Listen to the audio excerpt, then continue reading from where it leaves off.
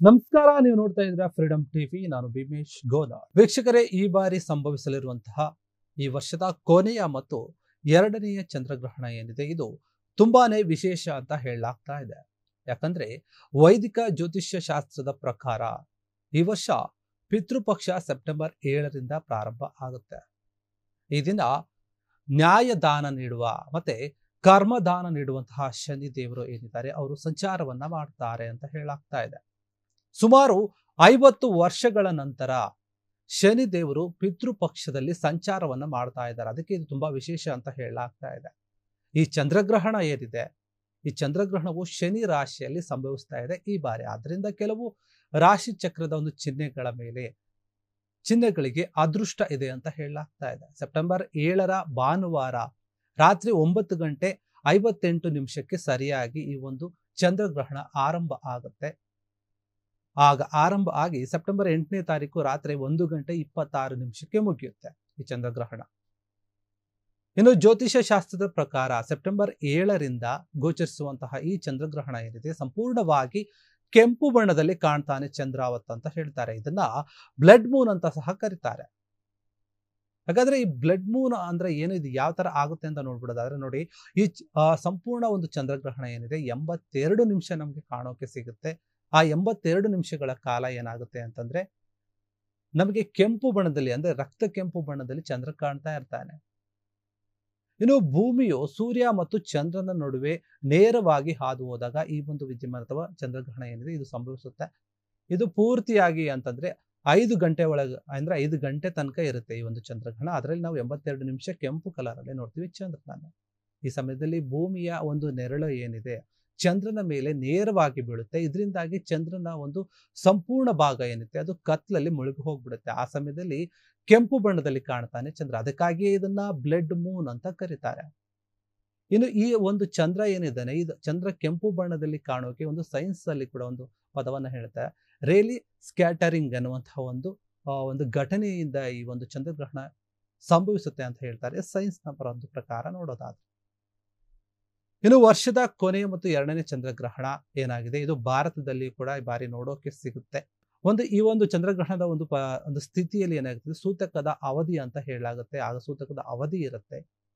ಚಂದ್ರಗ್ರಹಣ ಈ ಬಾರಿ ಭಾದ್ರಪದ ಮಾಸದ ಹುಣ್ಣಿಮೆಯ ದಿನದಂದು ನಡೀತಾ ಇದೆ. ಇದರೊಂದಿಗೆ ಪಿತೃಪಕ್ಷವು ಕೂಡ ಆರಂಭ ಆಗ್ತಾ ಹೋಗುತ್ತೆ. ಈ ಎರಡನೇ ಚಂದ್ರಗ್ರಹಣ ಎಂದೇ ಶನಿ ರಾಶಿ ಕುಂಭದಲ್ಲಿ ನಡೀತಾ ಇದೆ. ಇದರೊಂದಿಗೆ ಚಂದ್ರನು ಪೂರ್ವ ಭಾದ್ರಪದ ಮತ್ತೆ ಶತಭಿಷ ನಕ್ಷತ್ರದಲ್ಲಿ ನಡೀತಾ ಇರುವಂಥದ್ದು. ಇಂತಹ ಪರಿಸ್ಥಿತಿಯಲ್ಲಿ ಅದರ ಪರಿಣಾಮ 12 ರಾಶಿಗಳ ಮೇಲೆ, ಅದು ಜನರ ಜೀವನದ ಮೇಲೆ ಕಂಡು ಬರುತ್ತೆ ಅಂತ ಹೇಳಲಾಗುತ್ತೆ. ಆದ್ರೆ 12 ರಾಶಿಗಳಲ್ಲಿ ಕೆಲವು ರಾಶಿಗಳ ಒಂದು ಜೀವನದಲ್ಲಿ ಸಕಾರಾತ್ಮಕ ಬದಲಾವಣೆಗಳು ಆಗ್ತಾ ಇದೆ, ಅಂದ್ರೆ ಒಳ್ಳೆಯದಾಗ್ತಾ ಇದೆ, ಅವರಿಗೆ ಒಂದು ಫಲ ಸಿಗುತ್ತೆ, ಫಲವನ್ನ ಕೊಡುತ್ತೆ ಈ ಒಂದು ಚಂದ್ರಗ್ರಹಣ ಅಂತ ಹೇಳಲಾಗ್ತಾ ಇದೆ. ಅದರ ಪರಿಣಾಮ ಹೆಚ್ಚಾಗಿರುತ್ತೆ ಈ ಒಂದು ಕೆಲವು ರಾಶಿಗಳ ಮೇಲೆ ಅಂತ ಹೇಳಲಾಗುತ್ತೆ. ಹಾಗಾದ್ರೆ ಆ ರಾಶಿಗಳು ಯಾವುದು, ಅದರ ಮೇಲೆ ಯಾವ ರೀತಿಯಾಗಿ ಇದು ಪ್ರಭಾವವನ್ನ ಬೀರುತ್ತೆ ಅಂತ ನೋಡ್ಬಿಡೋದಾದ್ರೆ, ಮೊದಲನೇದಾಗಿ ವೃಶ್ಚಿಕ ರಾಶಿ ಅಂತ ಹೇಳಲಾಗುತ್ತೆ. ವೃಶ್ಚಿಕ ರಾಶಿಯವರಿಗೆ ಶನಿಯು ಹಿಮ್ಮುಖ ಸ್ಥಿತಿಯಲ್ಲಿ ಸಕಾರಾತ್ಮಕವಾಗಿ ಬರ್ತಾ ಇರೋದ್ರಿಂದ, ಯಾಕಂದ್ರೆ ಶನಿ ನಿಮ್ಮ ಒಂದು ರಾಶಿ ಏನಿದೆ, ಅಂದ್ರೆ ಈ ರಾಶಿಯವರು ಯಾರಿದ್ದಾರೆ ಅವರ ಒಂದು ಚಿಹ್ನೆಯಲ್ಲಿ 5ನೇ ಮನೆಯಲ್ಲಿ ಹಿಮ್ಮುಖ ಸ್ಥಾನದಲ್ಲಿ ಸಾಕ್ತಾ ಇರ್ತಾನೆ ಶನಿ. ಆದ್ರಿಂದ ಈ ಒಂದು ಸಮಯದಲ್ಲಿ ನಿಮ್ಮ ಮಕ್ಕಳಿಗೆ ಸಂಬಂಧಿಸಿದಂತಹ ಒಂದು ಒಳ್ಳೆಯ ಸುದ್ದಿಗಳನ್ನ ನೀವು ಪಡೆಯೋಕೆ ಕಾರಣ ಆಗುತ್ತೆ ಅಂತ ಹೇಳ್ತಾರೆ. ಅಂದ್ರೆ ನಿಮ್ಮ ಮಕ್ಕಳಿಗೆ ಸಂಬಂಧಪಟ್ಟ ಹಾಗೆ ಮದುವೆ ವಿಚಾರ ಆಗಿರ್ಬೋದು, ಕೆಲಸದ ವಿಚಾರ ಆಗಿರ್ಬೋದು, ಓದಿನ ವಿಚಾರಗಳಲ್ಲಿ ಬೇರೆ ಯಾವುದೋ ಒಂದು ದೊಡ್ಡ ದೊಡ್ಡ ಕಾಲೇಜ್ಗಳಿಗೆ ಸೀಟ್ ಸಿಗ್ಬೇಕಂತ ನೀವು ಏನಾದ್ರು ಕಾಯ್ತಾ ಇದ್ರೆ ಆ ವಿಚಾರದಲ್ಲಿ ನಿಮಗೆ ಒಂದು ಸಿಹಿ ಸುದ್ದಿ ಸಿಗುತ್ತೆ ಅಂತ ಹೇಳ್ತಾರೆ. ಇನ್ನು ಕುಟುಂಬದೊಂದಿಗೆ ಸಮಯನ ಕಳಿತೀರಿ, ಸಂತೋಷವಾಗಿರ್ತೀರಿ ಅಂತ ಹೇಳ್ತಾರೆ. ಯಾಕಂದ್ರೆ ನೀವು ಕುಟುಂಬದ ಜೊತೆಗೆ ಅನೇಕ ದಿನಗಳಿಂದ ಎಲ್ಲಾದ್ರೂ ಒಂದು ಟ್ರಿಪ್ ಹೋಗ್ಬೇಕು ಅಂತ ಏನಾದ್ರು ಪ್ಲಾನ್ ಮಾಡ್ತಾ ಇದ್ರೆ, ಇಲ್ಲ ಏನೋ ಒಂದು ಸಮಾರಂಭಗಳಿಗೆ ಹೋಗ್ಬೇಕಂತ ಏನಾದ್ರೆ ಅದು ಕೂಡ ಆಗುತ್ತೆ ಅಂತ ಹೇಳ್ತಾರೆ. ಇನ್ನು ಬಾಕಿ ಇರುವಂತಹ ಕೆಲಸಗಳು ಸಂಪೂರ್ಣಗೊಳ್ಳುತ್ತೆ. ಅದರಿಂದ ನಿಮಗೆ ದುಡ್ಡು ಬರುವಂತಹ ಒಂದು ಸಾಧ್ಯತೆ ಕೂಡ ಇದೆ. ಏನಾದ್ರೂ ಅನೇಕ ದಿನಗಳಿಂದ ನೀವು ಕಾಯ್ತಾ ಇರ್ತೀರಿ, ಎಲ್ಲೋ ಒಂದ್ ಕಡೆಯಿಂದ ದುಡ್ಡು ಬರ್ತಿರ್ಬೇಕು, ಯಾರ ಹತ್ರನೂ ಸಾಲ ಕೊಟ್ಟಿರ್ತಾರೆ, ಏನೋ ಒಂದು ಕೆಲಸಕ್ಕೆ ಕೈ ಹಾಕಿರ್ತಾರ, ಅದರಿಂದ ದುಡ್ಡು ಬರೋದು ತುಂಬಾ ದಿನಗಳನ್ನು ನಿಂತ್ಕೊಂಡು ಹೋಗಿರುತ್ತೆ. ಅದು ಕೂಡ ಈ ಒಂದು ಸಮಯದಲ್ಲಿ, ಈ ಒಂದು ಚಂದ್ರಗ್ರಹಣದ ಒಂದು ಪ್ರಭಾವದಿಂದ ನಿಮಗೆ ದುಡ್ಡು ಕೂಡ ಬರುವಂತಹ ಸಂಭವ ಇದೆ ಅಂತ ಹೇಳಲಾಗ್ತಾ ಇದೆ. ಇನ್ನು ನಂತರ ಮೀನರಾಶಿ. ಈ ಒಂದು ಮೀನರಾಶಿ ಏನಿದೆ, ಈ ಮೀನರಾಶಿಯವರಿಗೆ ಶನಿ ಹಿಮ್ಮುಖ ಒಂದು ಚಲನೆ ಶುಭದಾಯಕ ಅಂತ ಹೇಳ್ತಾರೆ. ಯಾಕಂತಂದ್ರೆ ಶನಿಯು ನಿಮ್ಮ ಒಂದು ದಾಂಪತ್ಯದ ಜೀವನದಲ್ಲಿ ಒಂದು ಒಳ್ಳೆಯ ಒಂದು ಬೆಳವಣಿಗೆಯನ್ನ ಕೊಡ್ತಾನೆ. ಆದ್ರಿಂದ ಈ ಸಮಯದಲ್ಲಿ ನೀವು ಹೆಚ್ಚು ಜನಪ್ರಿಯ ಆಗ್ತಾ ಹೋಗ್ತೀರಿ. ನಿಮ್ಮ ಒಂದು ಸಂದರ್ಭ ಅಂದ್ರೆ ಸಂಬಂಧ ಗಟ್ಟಿಯಾಗಿರುತ್ತೆ. ಇದಲ್ಲದೆ ಈ ಸಮಯದಲ್ಲಿ ನೀವು ತುಂಬಾ ಗೌರವ ಮತ್ತೆ ಗೌರವವನ್ನ ಅಂದ್ರೆ ಗೌರವ ಮತ್ತೆ ಪ್ರೀತಿಯನ್ನ ಪಡಿತೀರ ನಿಮ್ಮ ಒಂದು ಪ್ರೀತಿಪಾತ ಸಂಗಾತಿಯಿಂದ ಅಂತ ಹೇಳ್ಬೋದು ನಿಮ್ಮ ಸಂಬಂಧಗಳಲ್ಲಿ. ಮತ್ತೆ ನೀವು ದೂರದ ಊರಿಗೆ ಏನಾದ್ರು ಪ್ರಯಾಣ ಮಾಡೋದಾಗಿರ್ಬೋದು, ದೂರದ ಒಂದು ಪ್ರಯಾಣದಲ್ಲೂ ತುಂಬಾ ಉತ್ಸಾಹವನ್ನ ಹೊಂದಿರ್ತೀರಿ. ಇನ್ನು ಹೊಸ ಹಂತದ ಒಂದು ಪ್ರಾರಂಭಗಳು, ಒಂದು ಹೊಸ ಒಂದು ಏನು ಕೆಲಸಗಳಿಗೆ ಏನಾದ್ರು ಕೈ ಹಾಕಿದ್ರೆ ಅದು ಕೂಡ ನಿಮ್ಗೆ ಕೆಲಸಗಳು ಆಗುತ್ತೆ. ಇನ್ನು ಅವಿವಾಹಿತರು ಏನಿದ್ದಾರೆ, ಯಾರು ಮದುವೆ ಆಗ್ಬೇಕು ಅಂತ ಏನ್ ನೋಡ್ತಾ ಇದ್ರು, ಹೆಣ್ಣನ್ನು ಹುಡುಕ್ತಾ ಇರ್ತಾರೆ, ಅವ್ರಿಗೂ ಕೂಡ ಮದುವೆ ಆಗುವಂತಹ ಒಂದು ಶುಭ ಒಂದು ಗಳಿಗೆ ಕೂಡ ಇದಾಗಿರುತ್ತೆ. ಈ ಒಂದು ಚಂದ್ರಗ್ರಹಣ ನಂತರ ಮದುವೆ ಆಗುವಂತಹ ಒಂದು ಯಾವ ಒಂದು ವ್ಯಕ್ತಿ ಇರ್ತಾರಲ್ಲ ಅವರನ್ನು ನೀವು ಭೇಟಿ ಮಾಡುವಂತಹ ಒಂದು ಸಮಯ ಕೂಡ ಇದಾಗಿದೆ ಅಂತ ಹೇಳ್ತಾರೆ. ಇನ್ನು ಈ ಸಮಯದಲ್ಲಿ ನೀವು ಪಾಲುದಾರಿಕೆ ಕೆಲಸ ಅಂದ್ರೆ ಶೇರ್ ಮಾರ್ಕೆಟ್ ಅಲ್ಲಿ ಏನಾದ್ರೂ ನೀವು ಕೈ ಹಾಕಿದ್ರೆ ಅದರಲ್ಲಿ ಕೂಡ ಒಂದು ಯಶಸ್ಸನ್ನ ಕಾಣ್ತೀರಿ ಅಂತ ಹೇಳಾಗ್ತಿರುವಂತದ್ದು. ಇನ್ನು ಈ ಒಂದು ಚಂದ್ರಗ್ರಹಣದಲ್ಲಿ ಈ ರಾಶಿಯನ್ನು ಹೊರತುಪಡಿಸಿ ಇದಕ್ಕಿಂತ ಹೆಚ್ಚಿನದಾಗಿ ಕೆಲವೊಂದು ಉಪಯೋಗವನ್ನು ಪಡೆಯುವಂತಹ ವಿಶೇಷವಾದಂತಹ ಒಂದು ರಾಶಿಗಳಿವೆ. ಆ ಒಂದು ರಾಶಿಗಳಿಗೆ ಯಾವ ರೀತಿಯಾಗಿ ವಿಶೇಷ ಒಂದು ಫಲ ಸಿಗುತ್ತೆ ಅಂತ ಹೇಳೋದಾದ್ರೆ ಅದು 3 ರಾಶಿ ಇದೆ. ಅದರಲ್ಲಿ ಮೊದಲನೇದಾಗಿ ಮಕರ ರಾಶಿ ಅಂತ ಹೇಳ್ತಾರೆ. ಮಕರ ರಾಶಿಗೆ ಈ ವರ್ಷದ ಒಂದು ಕೊನೆಯ ಚಂದ್ರಗ್ರಹಣ ಏನಿದೆ ಅವರಿಗೆ ಅತ್ಯಂತ ಫಲದಾಯಕವಾಗಿರುವಂಥದ್ದು. ಮಕರ ರಾಶಿಯ ಜನರು ಉದ್ಯೋಗ ಆಗಿರಬಹುದು, ವ್ಯವಹಾರ ಆಗಿರಬಹುದು, ಅಥವಾ ಇನ್ನು ಇತರೆ ಒಂದು ದೈಹಿಕ ಸಮಸ್ಯೆಗಳೇನಿರುತ್ತೆ ಅವೆಲ್ಲ ಕೂಡ ಪರಿಹಾರ ಆಗುತ್ತೆ ಅಂತ ಹೇಳ್ತಾರೆ. ಯಾಕಂದ್ರೆ ಉದ್ಯೋಗದಲ್ಲಿ ಅವರಿಗೆ ಬೇರೆ ಒಂದು ಪ್ರಮೋಷನ್ ಸಿಗೋದಾಗಿರ್ಬೋದು, ಏನಾದರೂ ಬಿಸ್ನೆಸ್ ಮಾಡ್ತಾ ಇದ್ರೆ ಅದರಲ್ಲಿ ಒಂದು ಹೆಚ್ಚಿನ ಲಾಭ ಬರೋದಾಗಿರ್ಬಹುದು, ಈ ರೀತಿಯಾದಂತಹ ಒಂದು ಬೆಳವಣಿಗೆ ಆಗುತ್ತೆ ಈ ಒಂದು ಚಂದ್ರಗ್ರಹಣದಿಂದ ಅಂತ ಹೇಳ್ತಾರೆ. ಇನ್ನು ಇದ್ರ ಜೊತೆಗೆ ದೀರ್ಘಕಾಲದ ಯಾತನೆ ಮತ್ತು ಮಾನಸಿಕ ಒತ್ತಡ ಏನಿರುತ್ತೆ ಅದು ಕೂಡ ಪರಿಹಾರ ಆಗುತ್ತೆ. ಏನಾದರೂ ಒಂದು ನಿಮ್ಮ ಮನಸ್ಸಿನಲ್ಲಿ ಬಹಳ ದಿನದಿಂದ ವರ್ಷಗಳಿಂದ ಒಂದು ಕೆಲವೊಂದು ಚಿಂತೆಗಳು ಕಾಡ್ತಾ ಇರುತ್ತೆ, ನೋವುಗಳು ಕಾಡ್ತಾ ಇರುತ್ತೆ, ಅದು ಕೂಡ ದೂರವಾಗುವಂತಹ ಸಮಯ ಇದು ಅಂತ ಹೇಳ್ತಾರೆ ಈ ಒಂದು ಜ್ಯೋತಿಷ್ಯ ಶಾಸ್ತ್ರದಲ್ಲಿ. ಇನ್ನು ಹಣಕಾಸಿನ ವಿಚಾರಗಳು ಏನಿದೆ ಅದು ಕೂಡ ಸುಧಾರಿಸ್ತಾ ಹೋಗುತ್ತೆ. ಮತ್ತೆ ಹೊಸ ಆದಾಯದ ಮೂಲಗಳು ನಿಮಗೆ ಬರ್ತಾ ಹೋಗ್ತವೆ. ಏನಾದ್ರೂ ಒಂದು ದುಡ್ಡಿನ ಸಮಸ್ಯೆ ಇದ್ರೆ ತುಂಬಾ ದಿನದ ದುಡ್ಡು ಕೈಗೆ ನಿಮ್ಗೆ ಬರ್ತಾ ಇಲ್ಲ ಅಂತಂದ್ರೆ ಅದು ಕೂಡ ದುಡ್ಡು ಬರುವಂತಹ ಸಾಧ್ಯತೆ ಇದೆ. ಹೊಸ ಒಂದು ಮೂಲಗಳಿಂದ ನಿಮಗೆ ದುಡ್ಡುಗಳು ಬರೋಕೆ ಶುರುವಾಗುತ್ತೆ. ಹಳೆಯ ವಿಚಾರಗಳು ಏನಾದ್ರು ನಿಂತ್ಕೊಂಡು ಹೋಗಿದ್ದ ದುಡ್ಡಿನ ಕೆಲಸಗಳು ಅದು ಬರೋಕೆ ಶುರುವಾಗುತ್ತೆ. ಇನ್ನು ಉದ್ಯೋಗಿಗಳಿಗೆ ಪ್ರಮೋಷನ್ ಕೂಡ ಸಿಗುತ್ತೆ ಅಂತ ಹೇಳಲಾಗ್ತಾ ಇದೆ ಈ ಒಂದು ವಿಚಾರದಲ್ಲಿ. ಇನ್ನು ಅನೇಕ ಹೊಸ ಅವಕಾಶಗಳು ಸಿಗ್ತಾ ಹೋಗುತ್ತೆ ನಿಮಗೆ. ನಿಮ್ಮ ಕೆಲಸದಲ್ಲಿ ಆಗಿರ್ಬೋದು, ಬೇರೆ ಬೇರೆ ಬಿಸ್ನೆಸ್ ಅಲ್ಲಿ ಆಗಿರ್ಬೋದು, ನಿಮಗೆ ಒಂದು ಹೊಸ ರೀತಿಯ ಅವಕಾಶಗಳು ಸಿಗುತ್ತೆ ಅಂತ ಹೇಳ್ತಾರೆ. ಇನ್ನು ವ್ಯವಹಾರಗಳು ಸಹ ನಿಮಗೆ ಉತ್ತಮವಾಗಿ ನಡೀತಾ ಹೋಗುತ್ತೆ. ಕುಟುಂಬದ ಒಂದು ಜೀವನದಲ್ಲಿ ಸಂತೋಷ, ಶಾಂತಿ ಎಲ್ಲವೂ ಕೂಡ ನಿಮಗೆ ಈ ಒಂದು ಚಂದ್ರಗ್ರಹಣದ ಒಂದು ಪ್ರಭಾವದಿಂದ ಸಿಗುತ್ತೆ ಈ ರಾಶಿಯವರಿಗೆ ಅಂತ ಹೇಳಾಗ್ತದೆ. ಇದರ ಜೊತೆಗೆ ಮಕ್ಕಳ ಕಡೆಯಿಂದ ಇವರಿಗೆ ಒಂದು ಒಳ್ಳೆ ಸುದ್ದಿ ಸಿಗುತ್ತೆ. ಮಕ್ಕಳು ಏನಾದರೂ ಇದ್ರೆ ಅವ್ರಿಗೆ ಒಂದು ಉದ್ಯೋಗ ವಿಚಾರ, ಕೆಲಸದ ವಿಚಾರ ಆಗಿರ್ಬೋದು, ಮತ್ತೆ ಮದುವೆ ವಿಚಾರ, ಈ ಎಲ್ಲ ವಿಚಾರದಲ್ಲೂ ಕೂಡ ಇವರಿಗೆ ಒಂದು ಒಳ್ಳೆಯದಾಗುತ್ತೆ ಈ ಒಂದು ಚಂದ್ರಗ್ರಹಣದಿಂದ ಅಂತ ಹೇಳ್ತಾರೆ. ಇನ್ನು ನಂತರ ಇರುವಂಥದ್ದು ಧನಸ್ಸು ರಾಶಿ. ಈ ಒಂದು ಧನಸ್ಸು ರಾಶಿ ಏನಿದೆ ಇದು ತುಂಬಾನೇ ಪ್ರಭಾವ ಬೀರುತ್ತೆ ಈ ಒಂದು ಚಂದ್ರಗ್ರಹಣ ಅಂತ ಹೇಳ್ಬೋದು ಈ ಒಂದು ರಾಶಿಯವರ ಮೇಲೆ. ಧನಸ್ಸು ರಾಶಿಯವರಿಗೆ ಬಹಳ ಒಂದು ಶುಭವನ್ನ ಕೊಡುತ್ತೆ ಈ ಚಂದ್ರಗ್ರಹಣ.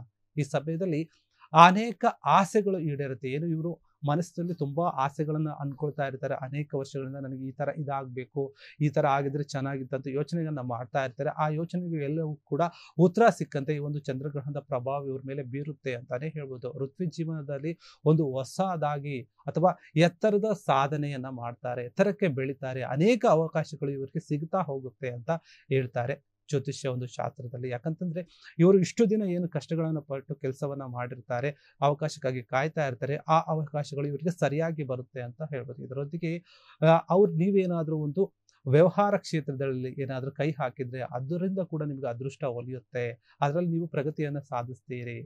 ಮತ್ತೆ ನಿಮ್ಮ ಈ ಒಂದು ಧನಸ್ಸು ರಾಶಿಯವರು ಏನಿದ್ದಾರೆ ನೀವು ಹೊಸ ಅವಕಾಶಗಳನ್ನ ಪಡಿತಾ ಹೋಗ್ತೀರಿ ಬೇರೆ ಬೇರೆ ಕ್ಷೇತ್ರಗಳಲ್ಲಿ. ಆದ್ರೂ ಕೂಡ ನಿಮಗೆ ಬಹಳಷ್ಟು ಲಾಭ ಕೂಡ ಸಿಗುತ್ತೆ. ಇನ್ನು ವೈವಾಹಿಕ ಜೀವನ ಏನಿದೆ ಮತ್ತೆ ನಿಮ್ಮ ಒಂದು ಸಂಬಂಧಗಳಲ್ಲಿ, ದಾಂಪತ್ಯ ಜೀವನದಲ್ಲಿ ನೀವು ಖುಷಿಯಾಗಿ ಮತ್ತೆ ನೆಮ್ಮದಿಯಾಗಿ ಇರ್ತೀರಿ. ಆ ರೀತಿಯ ಒಂದು ಕ್ಷಣಗಳು ಕೂಡ ಬರುತ್ತೆ. ಇನ್ನು ಮದುವೆ ವಿಚಾರದಲ್ಲಿ ಕೂಡ ನೀವೇನೋ ಮದುವೆಯನ್ನ ಪ್ಲಾನ್ ಮಾಡ್ತಾ ಇದ್ರೆ ಅದಕ್ಕೂ ಕೂಡ ಒಂದು ಕಾಲ ಕೂಡು ಬರುತ್ತೆ ಅಂತ ಹೇಳ್ತಾರೆ. ಇನ್ನು ಈ ಸಮಯದಲ್ಲಿ ವಿದ್ಯಾರ್ಥಿಗಳು ಏನಿದ್ದಾರೆ ಅವರು ಕೂಡ ತುಂಬಾ ಯಶಸ್ಸನ್ನು ಸಾಧಿಸ್ತಾರೆ, ಮತ್ತೆ ಅವರ ಒಂದು ವಿದ್ಯಾಭ್ಯಾಸದಲ್ಲಿ ಪ್ರಗತಿಯನ್ನು ಕೂಡ ಹೊಂದ್ತಾರೆ ಅಂತ ಹೇಳ್ತಾರೆ. ಇನ್ನು ಇವರ ಒಂದು ಆರ್ಥಿಕ ಸ್ಥಿತಿ ಏನಾಗುತ್ತೆ ಅದು ದಿನದಿಂದ ದಿನಕ್ಕೆ ಬದಲಾಗ್ತಾ ಹೋಗುತ್ತೆ. ಇವರಿಗೆ ಸಮಾಜದಲ್ಲಿ ಗೌರವ ಹೆಚ್ಚಾಗ್ತಾ ಹೋಗುತ್ತೆ. ಇವರು ಮಾಡುವಂತಹ ಕೆಲಸದಲ್ಲಿ ಇವರಿಗೆ ಉನ್ನತ ಮಟ್ಟದಲ್ಲಿ ಗೌರವ ಸಿಗುತ್ತೆ. ಮತ್ತೆ ಇವರು ತಮ್ಮ ಆಧ್ಯಾತ್ಮಿಕ ಚಿಂತನೆ ಏನಿರ್ತಾರೆ ಅದರ ಕಡೆಗೆ ಒಂದು ಹೆಚ್ಚಿನ ಒಲವನ್ನು ತೋರಿಸ್ತಾ ಹೋಗ್ತಾರೆ. ಅವರು ಯಾವ ಒಂದು ದೇವರಲ್ಲಿ ಅತಿಯಾಗಿ ಹೆಚ್ಚು ನಂಬಿಕೆಯನ್ನ ಇಟ್ಟಿರ್ತಾರೋ ಆ ದೇವರ ಕಡೆ ಈಗಿರುವಂತ ಇನ್ನು ಹೆಚ್ಚಿನದಾಗಿ ಒಂದು ಒಲವನ್ನು ತೋರಿಸ್ತಾ ದೇವಸ್ಥಾನಕ್ಕೆ ಹೋಗೋದಾಗಿರ್ಬೋದು, ಪೂಜೆಯನ್ನ ಮಾಡೋದಾಗಿರ್ಬೋದು, ಇನ್ನು ಇತರ ಒಂದು ಧಾರ್ಮಿಕ ಒಂದು ವಿಚಾರಗಳಲ್ಲಿ ಇವರು ಭಾಗವಹಿಸೋದಾಗಿರ್ಬೋದು, ಈ ರೀತಿಯಾಗಿ ನೀವು ತೊಡಗಿಕೊಳ್ತೀರಿ. ಇದು ಕೂಡ ನಿಮ್ಮ ಒಂದು ರಾಶಿಯ ಮೇಲೆ ಚಂದ್ರಗ್ರಹಣದಿಂದ ಬೀರುವಂತಹ ಒಂದು ಪ್ರಭಾವ ಉತ್ತಮವಾದ ಪ್ರಭಾವ ಅಂತ ಹೇಳ್ತಾರೆ ಜ್ಯೋತಿಷರು. ಇನ್ನು ನಂತರ ನೋಡೋದಾದ್ರೆ ಮಿಥುನ ರಾಶಿ, ಈ ಒಂದು ಮಿಥುನ ರಾಶಿ ಏನಿದೆ ಈ ವರ್ಷ ನಡೆಯುವಂತಹ ಈ ಒಂದು ಕೊನೆಯ ಚಂದ್ರಗ್ರಹಣ ಮಿಥುನ ರಾಶಿಯ ಒಂದು ಜನರಿಗೆ ಅವರ ಒಂದು ಜೀವನದಲ್ಲಿ ಹೊಸ ಬದಲಾವಣೆಗಳು ಆಗ್ತಾ ಹೋಗ್ತಾ ಇರುತ್ತೆ. ಅವರು ನಿರೀಕ್ಷೆ ಕೂಡ ಮಾಡಿರಲ್ಲ, ಆ ರೀತಿಯಾಗಿ ಅವರಿಗೆ ಒಳ್ಳೆಯದಾಗ್ತಾ ಹೋಗುತ್ತೆ ಅಂತ ಹೇಳ್ತಾರೆ. ನೀವು ಅನೇಕ ಒಂದು ಕ್ಷೇತ್ರಗಳಲ್ಲಿ ಏನಿರ್ತೀರಿ ಅಪಾರ ಈಗಾಗಲೇ ಕೆಲಸವನ್ನ ಮಾಡ್ತಾ ಇರ್ತೀರಿ, ಆ ಒಂದು ಕ್ಷೇತ್ರಗಳಲ್ಲಿ ಯಶಸ್ಸನ್ನ ಸಾಧಿಸ್ತಾ ಹೋಗ್ತಾರೆ. ಏನೇ ಕೆಲಸ ಮಾಡ್ತಿರ್ಬೋದು, ಯಾವುದೇ ಒಂದು ಫೀಲ್ಡ್ ಅಲ್ಲಿ ಇರ್ಬೋದು, ಆ ಎಲ್ಲಾ ಫೀಲ್ಡ್ಗಳಲ್ಲೂ ಕೂಡ ನಿಮಗೆ ಯಶಸ್ಸು ಸಿಗುತ್ತಾ ಹೋಗುತ್ತೆ ಅಂತ ಹೇಳ್ತಾರೆ. ಇನ್ನು ಬಹಳ ದಿನಗಳಿಂದ ಬಾಕಿ ಇರುವಂತಹ ಒಂದು ಕೆಲಸಗಳು ಏನಿರುತ್ತೆ ಅದು ಕೂಡ ನಿಮಗೆ ಯಶಸ್ಸನ್ನ ಕೊಡುತ್ತೆ ಅಂತ ಹೇಳ್ತಾ ಇರುವಂಥದ್ದು ಈ ಒಂದು ರಾಶಿಯವರಿಗೆ. ಆರ್ಥಿಕ ಒಂದು ಪರಿಸ್ಥಿತಿ ಕೂಡ ಇವರಿಗೆ ತುಂಬಾನೇ ಸುಧಾರಿಸ್ತಾ ಹೋಗುತ್ತೆ. ಹೊಸ ಆದಾಯಗಳು ಇವರನ್ನು ಹುಡುಕೊಂಡು ಬರೋಕೆ ಶುರು ಮಾಡುತ್ತೆ.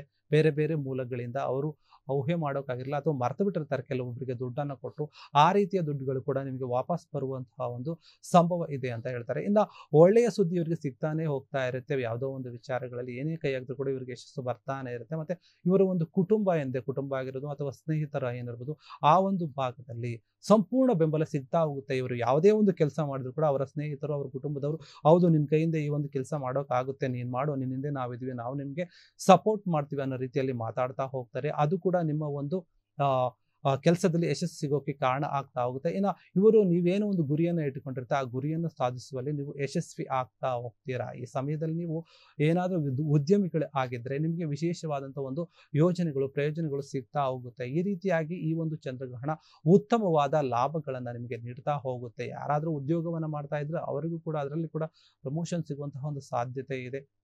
ನೀವೇ ಒಂದು ಹೊಸದಾಗಿ ಏನಾದರೂ ಒಂದು ಕಂಪನಿಯನ್ನು ಶುರು ಮಾಡುವಂತಹ ಒಂದು ಸಮಯ ಕೂಡ ಇದಾಗಿದೆ. ಇನ್ನು ಪ್ರಮೋಷನ್ ಜೊತೆಗೆ ನೀವು ಗೌರವವನ್ನು ಸಹ ಪಡಿತಾರೆ. ಇನ್ನು ಈ ಒಂದು ರಾಶಿಯವರು ಮುಖ್ಯವಾಗಿ ಒಂದು ಶಿಕ್ಷಣ ಕ್ಷೇತ್ರದಲ್ಲಿ ಅಂದರೆ ಯಾರೆಲ್ಲ ಟೀಚರಲ್ಲಿ ಸ್ಕೂಲು ಅಥವಾ ಕಾಲೇಜ್ಗಳಲ್ಲಿ ನೀವು ಪ್ರೊಫೆಸರ್ ಆಗಿ ಟೀಚರ್ ಆಗಿ ವರ್ಕ್ ಮಾಡ್ತಾ ಇರ್ತಲ್ಲ ಅವರಿಗೆ ಕೂಡ ತುಂಬ ಒಂದು ಒಳ್ಳೆಯದು ಅಂತ ಹೇಳಲಾಗ್ತಿದೆ. ಯಾಕಂದರೆ ನಿಮ್ಮ ಒಂದು ಕೆಲಸದಲ್ಲಿ ನೀವು ಕೂಡ ಒಂದು ಬಡ್ತಿಯನ್ನು ಪಡಿತೀರಿ. ಇದರ ಜೊತೆಗೆ ಸ್ಪರ್ಧಾತ್ಮಕ ಪರೀಕ್ಷೆಗಳಿಗೆ ಯಾರೊಂದು ತಯಾರಿಯನ್ನು ಮಾಡ್ಕೊಳ್ತಾ ಇರ್ತೀರಿ, ಇನ್ನು ಕಾಂಪಿಟೇಟಿವ್ ಎಕ್ಸಾಮ್ಗೆ ಓದ್ತಾ ಇರ್ತೀರಿ, ಸರ್ಕಾರಿ ಕೆಲಸಗಳನ್ನು ತಗೋಬೇಕಂತ ತಯಾರು ಮಾಡ್ತಾ ಇರ್ತೀರಿ, ನೀವು ಓದ್ತಾ ಇರ್ತೀರಿ, 4-5 ವರ್ಷಗಳಿಂದ ಶ್ರಮಪಟ್ಟು ಕಷ್ಟಪಟ್ಟು ಓದ್ತಾ ಇರ್ತಿಲ್ಲ ಅಂಥವ್ರಿಗೆ ಕೂಡ ಉದ್ಯೋಗ ಸಿಗುವಂತಹ ಒಂದು ಅವಕಾಶ ಇದೆ. ಗೌರ್ಮೆಂಟ್ ಜಾಬ್ ಕೂಡ ಸಿಗುವಂತಹ ಒಂದು ಅವಕಾಶ ಇದೆ. ನೀವು ಮಾಡಿದಂತಹ ಇಷ್ಟು ದಿನ ಒಂದು ಕೆಲಸಕ್ಕೆ ನೀವು ಕಷ್ಟಕ್ಕೆ ಪ್ರತಿಫಲ ಸಿಗುವಂತಹ ಇದು ಒಂದು ಒಳ್ಳೆಯ ಸಮಯ ಅಂತ ಹೇಳಾಗುತ್ತೆ. ಹೀಗಾಗಿ ಇಷ್ಟು ಜನ ಏನು ನಾವು ಆ ರಾಶಿಗಳು ಹೇಳಿದ್ವಿ ಆ ರಾಶಿಯವರಿಗೆ ತುಂಬಾ ಒಳ್ಳೆಯದಾಗ್ತಾ ಹೋಗುತ್ತೆ. ಇನ್ನು ಈ ತರ ಒಂದು ರಾಶಿಗಳಿಗೆ ಇದಕ್ಕಿಂತ ಕಡಿಮೆ ಒಂದು ಪ್ರಮಾಣದಲ್ಲಿ ಲಾಭ ಇದ್ರೂ ಕೂಡ ಈ ಒಂದು ರಾಶಿಯವರಿಗೆ ಹೆಚ್ಚಿನದಾಗಿ ಒಂದು ಲಾಭ ಇದೆ ಅಂತ ಹೇಳಲಾಗುತ್ತೆ ಈ ಒಂದು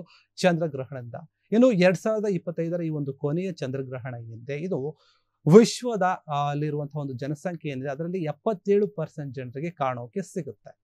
ಅದು ಯಾವುದು ಎಲ್ಲಿ ಅಂತ ನೋಡ್ಬಿಡಿದ್ರೆ ಏಷ್ಯಾದಲ್ಲಿ ಆಗಿರ್ಬೋದು, ಇಡೀ ಏಷ್ಯಾ ಒಂದು ಖಂಡದಲ್ಲಿ, ಆಸ್ಟ್ರೇಲಿಯಾ, ಆಫ್ರಿಕಾ, ಯುರೋಪ್ ಆಗಿರ್ಬೋದು, ಈ ಒಂದು ಕಡೆಯಲ್ಲಿ ಇದು ಗೋಚರಿಸ್ತಾ ಹೋಗುತ್ತೆ. ಆದರೆ ಯುರೋಪ್ ಮತ್ತೆ ಆಫ್ರಿಕಾದಲ್ಲಿ ಏನಿದೆ ಇದು ಒಂದು ಪೂರ್ಣ ಪ್ರಮಾಣದಲ್ಲಿ ಚಂದ್ರ ಕಾಣಲ್ಲ. ಒಂದು ಸೈಡಲ್ಲಿ ಮಾತ್ರ ಚಂದ್ರ ಕಾಣಿಸುವಂತ ಒಂದು ಸಾಧ್ಯತೆ ಇರುವಂತ. ಹೀಗಾಗಿ ವೀಕ್ಷಕರೇ ಏನಾಗಿದೆ ಅಂದ್ರೆ ಈ ವರ್ಷ ಸಂಭವಿಸುವಂತಹ ಒಂದು ಚಂದ್ರಗ್ರಹಣ ಏನಿದೆ ಈ ಒಂದು ಚಂದ್ರಗ್ರಹಣ ತುಂಬಾ ವಿಶೇಷ ಅಂತ ಹೇಳಲಾಗುತ್ತೆ. ಯಾಕಂದ್ರೆ 50 ವರ್ಷಗಳ ನಂತರ ಶನಿ ಒಂದು ಸಂಚಾರವನ್ನ ಮಾಡ್ತಾ ಇರೋದ್ರಿಂದ ಇದು ಒಂದು ಅನೇಕ ಒಂದು ವಿಚಾರಗಳಿಗೆ ರಾಶಿಯ ಒಂದು ಜನರಿಗೆ ಉತ್ತಮ ಒಂದು ಫಲವನ್ನು ನೀಡುವಂತಹ ಒಂದು ಚಂದ್ರಗ್ರಹಣ ಆಗಿ ಈಗ ಗೋಚರಿಸ್ತಾ ಇದೆ ಅಂತ ಹೇಳ್ತಾ ಇದ್ದಾರೆ. ಇದೇ ಸೆಪ್ಟೆಂಬರ್ 7ನೇ ತಾರೀಕಿಂದ ಶುರುವಾಗುತ್ತೆ, 8ನೇ ತಾರೀಕು ಮಧ್ಯರಾತ್ರಿ ಮುಗಿಯುತ್ತೆ ಈ ಒಂದು ಚಂದ್ರಗ್ರಹಣ. ಹೀಗಾಗಿ ಇದಿಷ್ಟು ಈ ಒಂದು ಚಂದ್ರಗ್ರಹಣಕ್ಕೆ ಸಂಬಂಧಪಟ್ಟಂತಹ ವಿಚಾರ ಆಗಿತ್ತು. ನೋಡ್ತಾ ಇರಿ ಫ್ರೀಡಮ್ ಟಿವಿ, ಇದು ಜನಸಾಮಾನ್ಯರ ಶಕ್ತಿ.